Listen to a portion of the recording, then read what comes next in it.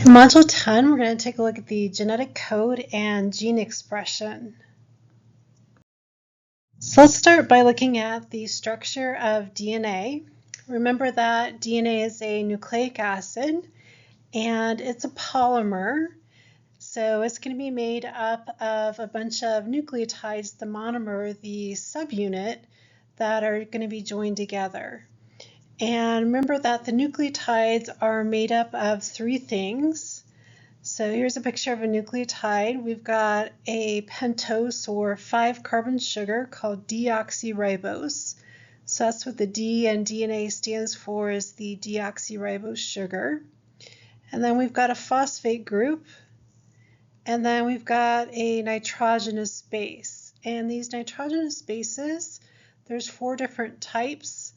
And this is where we get the different letters in the DNA. So whether it's an A, T, G, or C, those are the nitrogenous bases.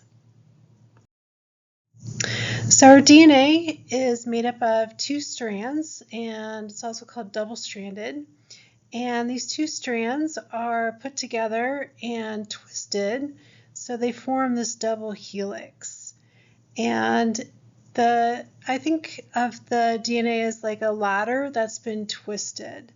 So the rungs of the ladder that you would be stepping on, those are your nitrogenous bases. And then the sides of the ladder, that's going to be a backbone made up of alternating sugars and phosphates. So those pentose sugars and phosphates would just alternate and make up the sides of the ladder.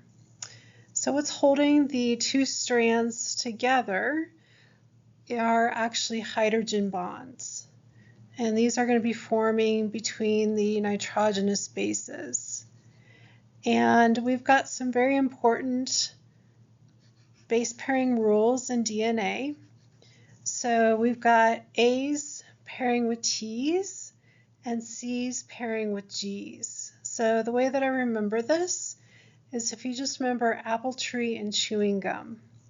And that way you always know that A's go with T's and C's go with G's if you just remember apple tree and chewing gum.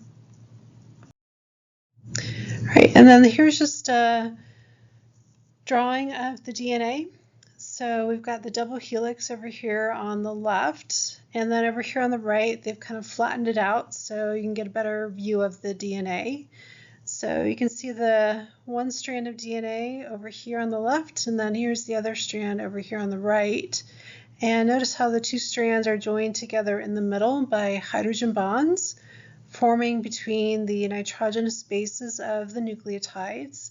And notice that the A's and T's and C's and G's will be matching up. And we've got our alternating sugar or pentose sugar phosphate backbone making up the sides of the ladder. And then here's our nitrogenous base rungs of the ladder here.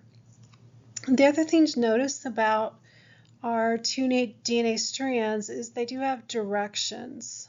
So we've got a 5' end and then a 3' end. And these are just named after the carbons in the pentose sugar.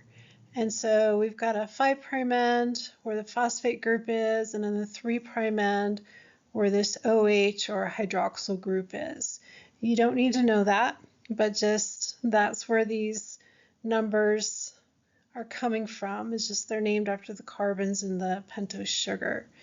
And then notice that the other strand of the DNA is running the opposite direction. So one strand of the DNA will run 5' to 3', and the other strand will run 3' to 5'.